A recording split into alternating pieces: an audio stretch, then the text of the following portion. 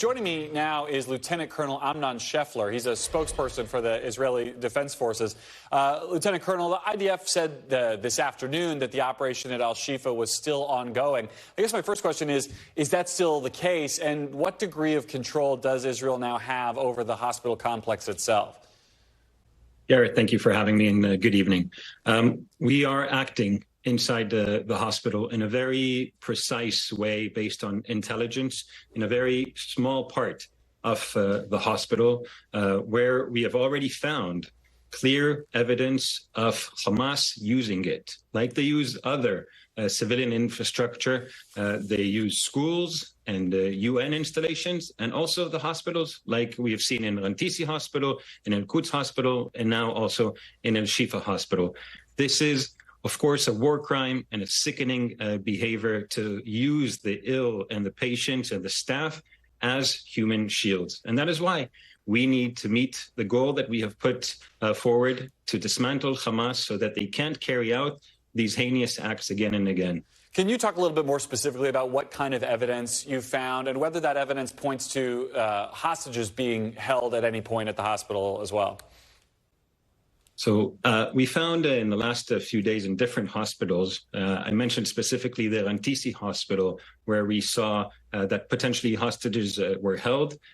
We've been saying for weeks, asking civilians from the northern part of the Gaza Strip to move to the southern part where it's safer, and similarly also from these hospitals that are used as the bases for Hamas to carry out its terrorist activity. But I'm asking about Al-Shifa specifically. So what we found today is evidence that they used that. In the MRI room, we found AK-47s and other weapons and other equipment of military use, and also in the other corridors in the same facility within inside that hospital. And we're continuously acting to find more. What I was saying is that for weeks, we've been asking the hospital and civilians in the region to move to a safer area. And that's why we also know that Hamas is already taking whatever it could out of those areas. And still, we need to go after wherever they are acting and wherever they can be acting in order to dismantle it.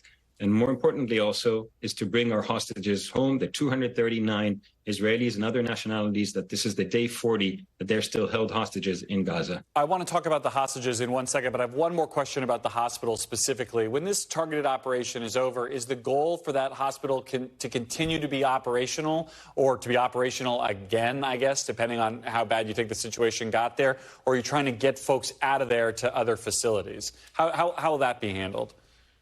Yeah, generally, we're trying in the best ways to facilitate and to allow humanitarian needs to be met. We're doing this specifically within the hospital. We offered fuel to the hospital, putting our officers and soldiers in risk, bringing fuel to the hospital. We brought this morning incubators so that we can help out with that. We have said that specifically the eastern part of the hospital will continuously be an area that people can evacuate from. We are, as mentioned also before, giving fuel to UNRWA like we did today in the crossing. And we're also inviting any international aid that can come and build field hospitals in the southern part of Gaza and transfer it in any way that we can help the innocent people that are in Gaza. Our war is not with the Palestinians in Gaza. Our war is with Hamas, that launched this war on the 7th of October in a horrific massacre that killed over 1,200 people and kidnapped 239 that are still being held hostage in Gaza. In the little bit of time I have left, on the issue of the hostages, a diplomat that spoke to NBC News talked about this idea that if Hamas is pushed too far, they may feel like there's nothing left to lose. How do you balance the military activities of the IDF in the Gaza Strip with searching for these hostages and not wanting to potentially take any action that might negatively affect the negotiations that are going on for the hostages' releases? We have two clear goals for this war. One is to dismantle Hamas, and second is to bring back the hostages home, safely home.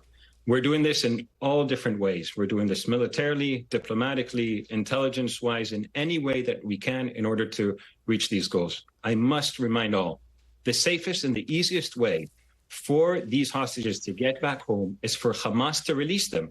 And we expect the international arena and anyone who can to continue pressure Hamas to doing so. All right, Lieutenant Colonel Shefler, thank you very much for your time. Thank you. Thanks for watching. Stay updated about breaking news and top stories on the NBC News app or follow us on social media.